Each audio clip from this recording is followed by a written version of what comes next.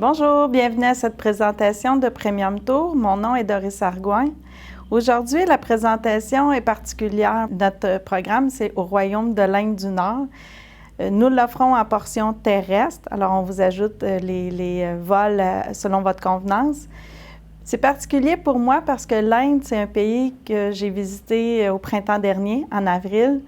Et sincèrement, ça ne me disait pas grand-chose d'aller en Inde, mais j'ai fait une découverte vraiment extraordinaire. L'Inde, c'est un pays déstabilisant, c'est un pays vraiment très particulier et il faut voir au moins une fois dans notre vie ce grand pays. Puis nous, on n'en voit qu'une petite partie. Alors l'Inde, ce qui est spécial, d'abord, c'est sa population. Vous savez, c'est un peu plus d'1,3 milliard d'habitants. C'est beaucoup de monde. De notre programme, nous, on va arriver à Delhi, qui est une des villes principales de l'Inde. Pour vous dire, c'est environ 22 millions d'habitants quand on prend Delhi et les alentours. Et pour notre programme, ce qu'on a décidé de faire, et croyez-moi, c'est vraiment très bien comme ça, tous les repas sont inclus, toutes les visites sont incluses. On a d'excellents hôtels aussi. Je vous dirais que pour visiter l'Inde, il nous faut ça. Il nous faut de bons hôtels, un excellent guide en français, parce que tout se passe en français, et aussi au niveau des repas. Alors, ça enlève beaucoup d'anxiété qu'on pourrait avoir ou de peur qu'on pourrait avoir au niveau de la propreté, au niveau de l'hygiène sur place, la nourriture. Alors, comme on mange dans des hôtels et des restaurants qui sont choisis spécialement pour nous, les touristes nord-américains, alors ça enlève beaucoup de stress par rapport à ça, peur d'être malade ou d'avoir quoi que ce soit. Alors, le fait d'être avec un guide, d'être bien encadré, d'avoir de bons hôtels, des repas qui sont comme sous forme de buffet la plupart du temps. Alors, on choisit ce qu'on veut manger. À ce moment-là, ça enlève, comme je vous dis, beaucoup de stress pour visiter le pays et on se concentre vraiment sur ce qu'il y a à voir et à vivre, surtout en Inde, parce que c'est beaucoup d'émotions qu'on peut vivre dans ce pays-là.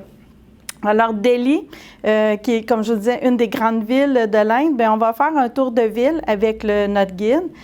Très intéressant, c'est la Grande Mosquée. Par exemple, je pense que vous voyez à l'écran. Alors, la Grande Mosquée, ce qu'elle a de particulier, c'est que c'est une grande cour, on n'aura pas la photo, mais c'est une grande cour où, parce qu'il y a beaucoup de musulmans, alors ils viennent à la mosquée. On peut y entrer. Je vous explique brièvement, quand on visite les temples en Inde, on doit être pieds nus. On n'a pas le droit d'être chaussé. On a le droit d'avoir des petites chaussettes, par exemple, mais on ne peut pas entrer avec des souliers. Et c'est bien évidemment qu'il faut respecter le code vestimentaire aussi. Alors, surtout pour les dames, il ne faut pas avoir les épaules nues, il ne faut pas avoir les genoux, les hommes aussi. Alors, sur place, quand on arrive, notre guide nous explique ça toujours de jour en jour, ce qu'on a à visiter, la manière qu'on devra s'habiller. C'est pas contraignant du tout, c'est bien de le savoir pour pas de commettre d'impair sur place ou d'être privé d'entrée sur le site. Et sinon, eux, ils vont nous fournir l'habillement nécessaire. Alors, les photos que je vous présente, c'est vraiment des photos de mon voyage. Alors, il n'y a rien de professionnel, mais c'est tel que moi, je l'ai vu. Alors, c'était vraiment spécial. On est toujours à l'intérieur de la mosquée. Et quand on sort de la mosquée, on est dans un quartier de petites rues. C'est vraiment un face-à-face assez rapidement là, avec la population locale. Et quand on voit nos premières vaches ou les premières... on s'imagine qu'on est envahi par toute cette population-là et tout ça, mais c'est vraiment très, très agréable. Il n'y a rien de dangereux. C'est vraiment beau. Ils nous promènent dans ces petites ruelles où il y a ces petits chefs-d'œuvre là, un peu partout. Et là, tout d'un coup, on se lève les yeux puis on regarde cet amas de fils électriques un peu partout. Tout ça, puis on se dit, mon Dieu, mais qu'est-ce qui se passe? C'est comme un chaos bien organisé. L'Inde, c'est comme ça que moi, je l'ai vu. c'est comme le chaos un peu partout, mais quand même bien organisé et tout le monde s'y retrouve là-dedans, tout fonctionne, il n'y en a pas de problème. Alors, au fil de notre visite, c'est un peu ce qu'on voyait, évidemment, c'est un pays très tropical, alors ils ont beaucoup de fruits comme ça, ils font les jus sur place. Et au fil de nos visites, quand on fait la capitale de Delhi, on nous amène au mémorial de Gandhi. Alors, le fameux Mahatma Gandhi qui a permis à l'Inde d'obtenir son indépendance vis-à-vis l'Empire britannique. Alors, ce qu'on voit là, quand on nous amène là, c'est vraiment un mémorial parce que Gandhi, selon la religion hindouiste, il a été incinéré et ses cendres ont été dispersées sur le Gange. Donc, c'est vraiment qu'un mémorial là, sur place pour le grand homme qu'il était et ce qu'il a permis pour l'Inde.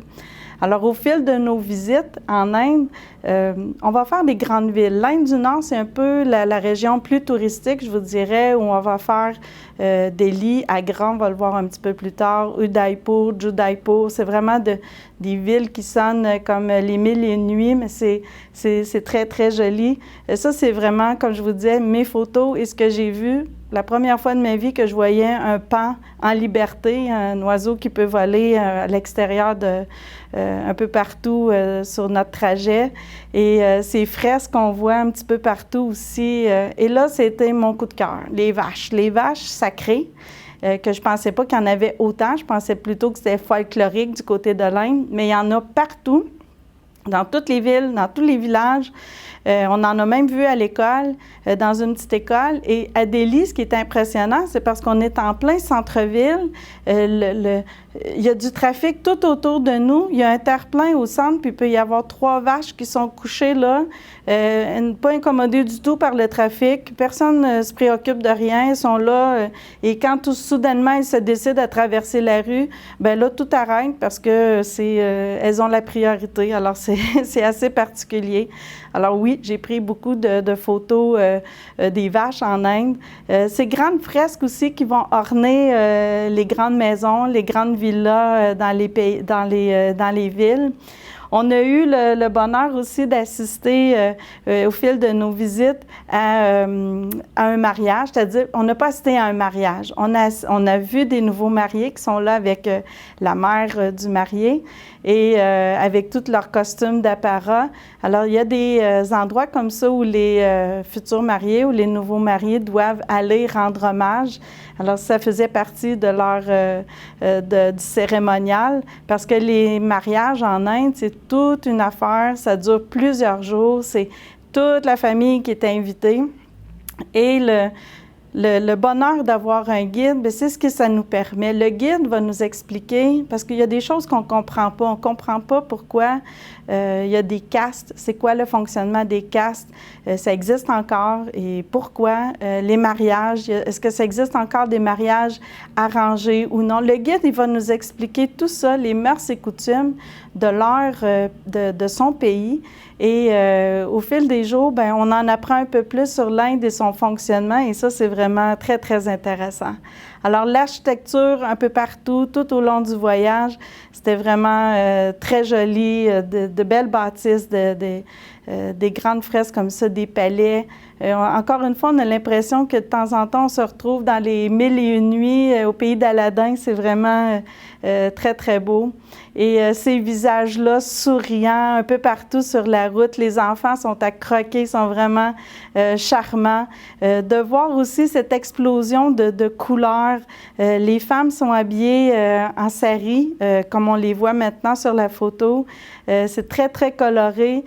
Encore là, moi, j'avais l'idée que c'était un peu folklorique de voir les dames habillées comme ça. Peut-être dans les grandes villes, elles sont habillées un petit peu plus à l'européenne. Mais dans les villes un peu plus petites ou dans les villages, vraiment, les dames sont habillées tout en couleurs. Et quand on les voit dans le marché, c'est vraiment une explosion de couleurs. C'est magnifique. Et ce qu'on ne peut pas laisser de côté en Inde, peu importe où on est, c'est les motos, les vélos, les voitures, les tuk-tuk, les charrettes. Il y a de tous les modes de transport se retrouvent dans la rue et ça fait une cacophonie extraordinaire. Tout le monde a un klaxon, tout le monde s'en sert. Et là, nous, on est là, puis on se promène au milieu de ça. C'est formidable. Vous avez la moto, vous avez le chameau. Un peu plus loin, les vélos, c'est vraiment particulier. Ça fait partie du pays. C'était pas organisé, c'est comme ça. Alors, c'est des découvertes qu'on a tout au long de nos visites en Inde. Énormément de motos. Et croyez-moi, point de vue sécurité, là, c'est assez de base. C'est-à-dire il n'était pas rare de voir une famille complète sur une moto. La dame assise de côté avec le bébé dans ses mains, un autre enfant entre elle et son conjoint, et le monsieur, puis devant lui, il y avait un autre enfant. C'était hallucinant de voir ça, et tout fonctionne. Tout fonctionne, numéro un, ils se déplacent, ils s'arrêtent à quelques pouces les uns des autres. Il n'y a pas d'accident, c'est assez génial. Alors, les marchés un peu partout, tout au long de nos découvertes. Et je vous dirais, une des peurs que moi j'avais, c'était des odeurs. J'avais peur que ce soit, mais absolument pas. C'est vraiment superbe. C'est pas propre partout, mais j'imagine que avec un peu plus d'1 milliard d'habitants, ça peut faire ça aussi, mais c'est correct, on passe par-dessus, puis c'est pas plus grave que ça. Le tourisme en Inde, c'est vraiment important. Alors, on est souvent nous-mêmes une attraction quand on arrive dans des endroits, dans des temples, par exemple, ou dans des plus petites villes où il y a moins de touristes qui vont être présents. Alors, c'était pas rare de se faire prendre en photo. Ça, c'était assez le fun. On avait une interaction avec la population. Le tuk-tuk, c'est un mode de transport qui est très, très utilisé, que nous, on a pris aussi. C'est une moto, on est assis à l'arrière, ça coûte très peu cher si vous voulez vous déplacer dans les villes, ça va un petit peu partout. Ça, c'était vraiment un bon moyen. Tout au long de nos visites, on s'est arrêté parce que le nord de l'Inde, c'est assez désertique. Le Rajasthan, c'est une région qui est assez désertique au point de vue paysage et formation. Et c'est aussi là qu'on va retrouver beaucoup de briqueterie. Alors, c'en était une. Et vous voyez, là, ils font ça à la main. C'est dehors. Il faisait extrêmement chaud. Ils font ça. C'est des nomades. Les familles se déplacent d'endroit en endroit, là où il y a du travail. Et ils font ça. Vous allez voir un peu plus loin. Il y a les enfants. C'est avec le chameau qui tire la charrette. Un coup, les briques sont cuites et prêtes à être envoyées. Alors oui, il y a les camions, mais il y a aussi les fameuses charrettes pour faire le transport. Il y a ces enfants qui sont là, qui étaient présents. Alors la famille, les hommes travaillent à la briqueterie et c'est des familles de nomades. Quand c'est terminé, quand il n'y a plus de travail là, ils doivent aller ailleurs. Alors ils plient bagages et toute la petite famille se déplace. Mais les enfants sont vraiment merveilleux. Alors, au fil de nos visites du voyage que l'on fait, on a ces belles visites-là, ces belles surprises. C'est des décors assez hallucinants qu'on voit tout au long de notre circuit. Et ce que vous voyez présentement à l'écran, c'est une nouvelle construction. Moi, je ne pensais pas que ça existait encore, mais il y a des Maharajas qui existent encore dans le Rajasthan. Ce sont de grandes familles très, très riches, propriétaires de plusieurs entreprises et de terres. Et ils venaient de se faire construire ce palais, qui est aussi un hôtel 6 étoiles, si on peut dire. Alors, c'était la nouvelle construction de la famille du Maharaja. Et oui, ça existe encore et ils sont très présents spécifiquement dans le nord de l'Inde, dans la région où nous, on était. Alors, l'architecture, il y a beaucoup de forts, il y a beaucoup de construction et de culture qui, inévitablement, est un cadeau. Cadeau, peut-être pas le terme exact, mais disons que ça vient de la culture britannique et c'est imprégné un peu partout en Inde et spécialement dans cette région-là. Alors, c'est le genre de personnage qu'on va retrouver dans certains endroits touristiques, dans les forts, entre autres, comme le fort Amber et le fort Rouge. Ici, le marché, comme je vous disais, c'est une explosion de couleurs. Quand on voit toutes ces belles dames et jeunes femmes habillées de ces saris plein de couleurs. C'est vraiment extraordinaire. On les voit là, ici tout ensemble. Là. Ça, c'est une de mes photos. Je trouvais ça vraiment superbe. Elles sont toutes ensemble, de la plus vieille à la plus jeune. Et vraiment, ils gardent vraiment ce costume traditionnel là, qui est le sari. Et ce qu'on ne voit pas maintenant, mais c'est des grandes bandes de tissu. Là, ça peut aller jusqu'à 9 mètres tout du long. Et elles ont une façon de le revêtir, là, vraiment de le placer là, pour que ça soit... c'est vraiment bien. Elles ont de la pratique et elles sont très, très jolies. Ce que vous voyez présentement, c'est que quand c'est possible, pendant le circuit, dépendamment du nombre de passagers, comme celui-ci, par exemple, où on offre la portion terrestre, c'est garanti à 2 personnes. C'est sûr que vous partez et c'est sûr que c'est en français. Et vous pouvez être joint avec d'autres francophones sur place. Mais ce n'est pas des gros circuits. Alors, le fait qu'on ait des autocars moins remplis, ça fait ceci, c'est qu'on peut s'arrêter à des endroits où on ne pensait pas, comme ici dans une petite école sur la route. Alors oui, même dans les écoles, les vaches peuvent se promener à peu près partout. Alors elles étaient présentes à l'école.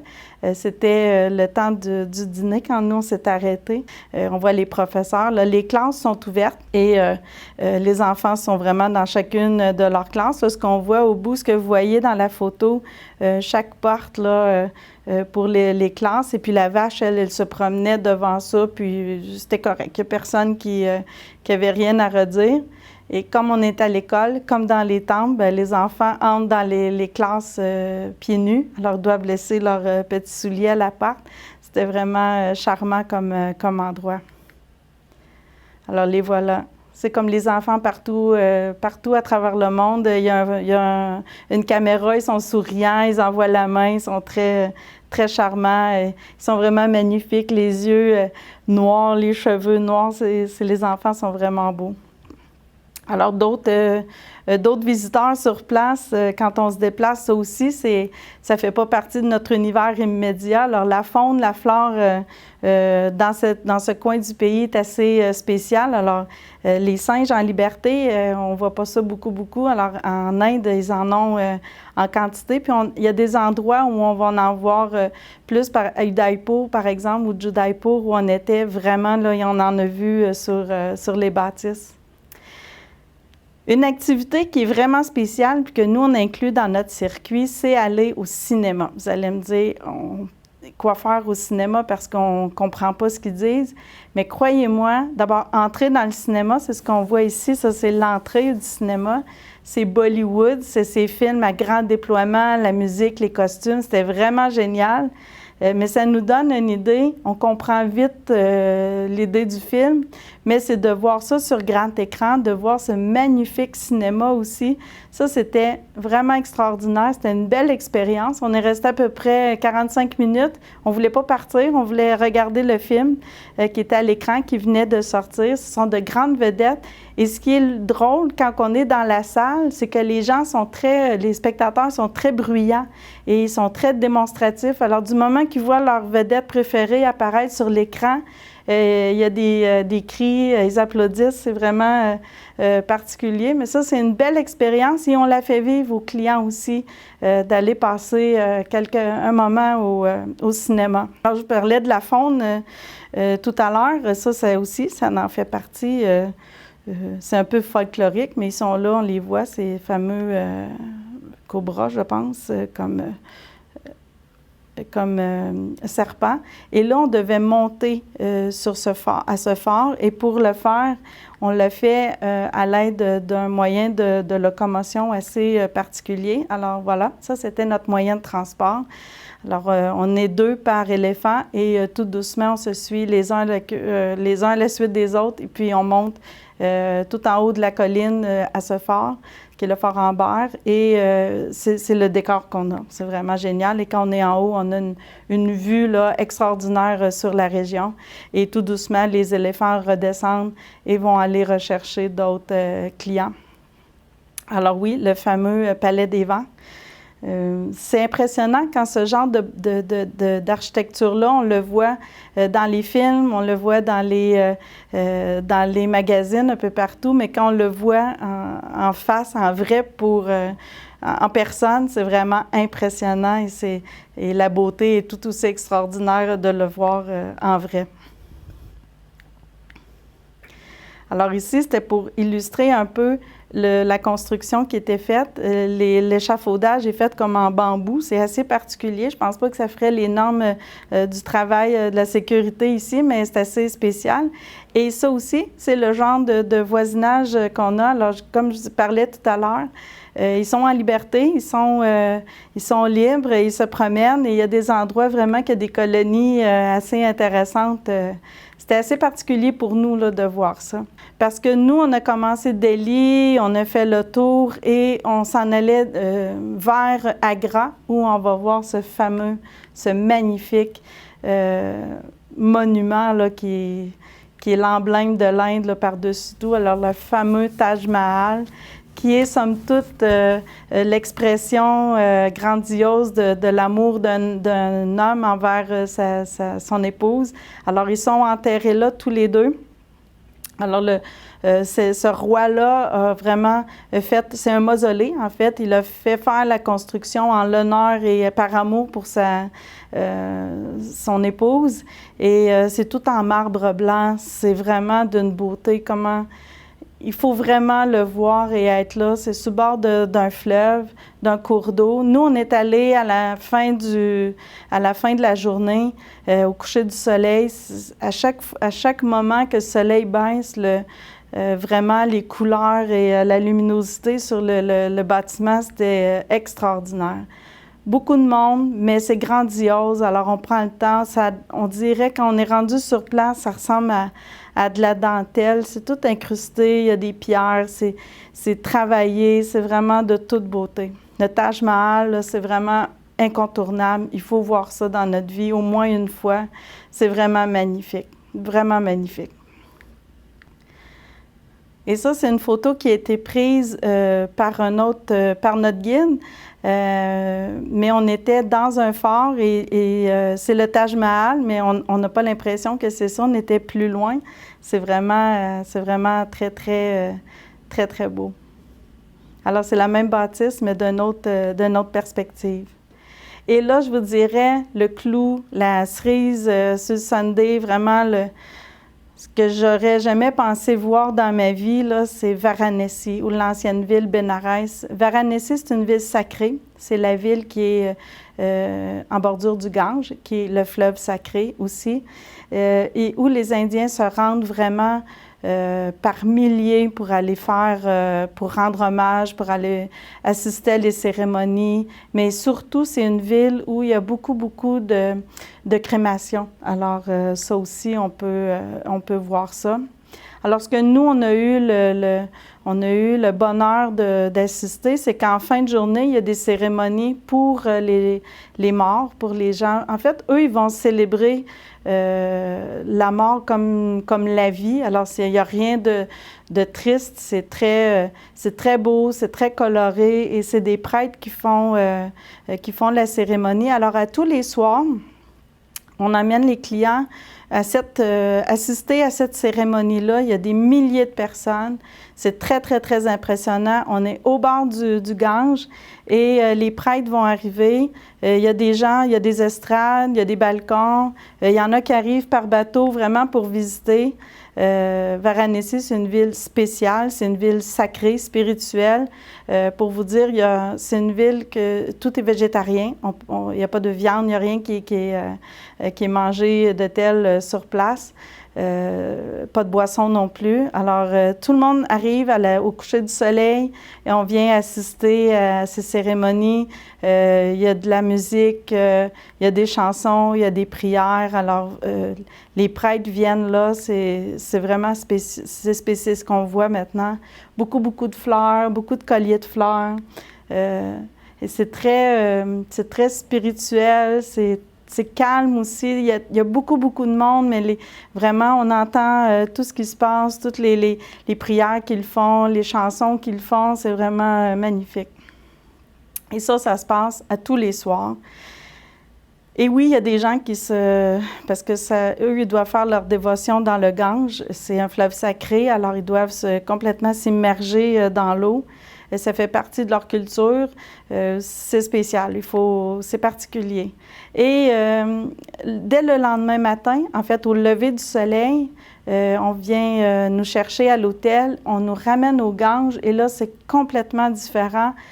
Beaucoup moins de monde, évidemment, parce qu'on est au lever du soleil, mais c'est aussi de revoir ce fleuve-là avec beaucoup moins de monde dessus, ce soleil qui lève tout doucement dans cette espèce de voile là, qui est toujours présent. Ça a une aura mystérieuse, c'est vraiment beau, c'est calme. Ça, je vous dirais, là, c'est après avoir vu le Taj Mahal, c'est une des journées vraiment assez spéciales qu'on a vécues. Se repromener là, sur le bord du Gange, avec beaucoup moins de gens sur place, ça fait en sorte qu'on s'approprie un peu cet espace-là. C'est très joyeux aussi. Il y a des familles très, très tôt le matin, les grands-parents avec les petits-enfants qui sont là, qui vont dans le fleuve. On dirait qu'on est dans un autre temps, là. On recule dans le temps. C'est magnifique. Alors, la veille, où il y avait des milliers de personnes entassées sur le bord, au lever du soleil le matin, c'est ce qu'on voit. Ça fait un spectacle assez spécial. C'est très coloré, c'est très beau. Le soleil se lève tout doucement. Il y a ces enfants qui sont comme apprentis prêtres là, sur place. Alors, ils sont là, eux aussi, très tôt le matin. C'est vraiment extraordinaire. Et ils nous amènent de loin quand même assister à des crémations. C'est particulier. Moi, j'avais peur qu'il y ait des odeurs, mais vraiment, on est loin, on n'a pas ça non plus. Mais pour vous dire qu'ils peuvent en pratiquer entre 200 et 400 par jour. Alors, ça fait partie de leur religion. Il y a différents endroits dans la ville qui le font. Et après, bien, les cendres sont tout simplement jetées dans le fleuve, dans le Gange. Alors, c'est vraiment la perspective qu'on a. Évidemment, ils ne nous amènent pas sur place, là, tout près. Là. On reste dans une grande barque et c'est là qu'on voit, qu'on assiste à ces cérémonies-là Et pour vous dire, autre temps, autre mœurs, peu importe si on est au bout du monde, ben eux aussi, ils ont leur cellulaire et tout le monde en a un ou à peu près. Alors, on était sur la barque et notre guide qui nous conduisait avait lui aussi son cellulaire. C'est vraiment un pays, l'Inde, qui est déstabilisant. C'est magnifique, c'est spécial. Il faut le vivre, la population. Les gens sont fins. On est bien accueillis à peu près partout, je vous dirais. Et de visiter Varanasi, par exemple, c'est un must. On doit faire ça. Généralement, on le fait en avion. On part de Delhi en avion. On va passer une nuit, on revient. Il faut vivre ça. C'est vraiment particulier. Comme je vous disais, c'est une cacophonie, c'est un chaos total parce qu'il y a tellement de monde, mais tout est bien ordonné quand même, tout rentre à sa place, c'est vraiment très, très bien. Et juste pour vous rappeler, pour notre circuit, comme c'est l'Inde, mais comme on a l'habitude de préparer nos circuits, tous les repas sont inclus, toutes les visites sont incluses, c'est en français, je vous le répète. Il faut avoir un passeport valide 6 mois après la date de retour et c'est important pour l'Inde. On a besoin d'un visa pour entrer en Inde. Moi, au moment où je suis allée, le coût était de 80 $ américains, mais ça, il faut toujours revérifier et l'agent de voyage va vous aider pour avoir ce visa. Évidemment, c'est au point de vue santé, le plus important, c'est de vérifier auprès de la clinique du voyageur. C'est votre meilleur atout pour avoir l'information sur si vous avez besoin de vaccins. Eux, ils ont des mises à jour continuelles, alors ils vont vous dire ce que vous devriez avoir ou vous prémunir. Et à la suite de ce voyage-là, qui dure 14 jours, on vous offre 2 prolongations possibles. Alors, soit de faire l'Inde du Sud, qui est plus tropicale, je vous dirais plus verte, plus de cours d'eau, plus de montagnes, c'est différent. Et aussi, il y a possibilité de faire une retraite de yoga dans la capitale du yoga qui s'appelle Rishikesh. Alors, c'est un endroit où vous pouvez aussi faire et ajouter à la fin de votre voyage. Alors, si vous avez besoin de plus d'informations, parce qu'on pourrait vous en parler pendant longtemps de l'Inde, vous pouvez aller consulter notre site Internet pour le circuit, jour après jour, voir les visites que l'on fait au www.premiumtour.ca ou encore tout simplement passer en agence, rencontrer un de vos conseillers chez Voyage Vasco. Alors, merci beaucoup.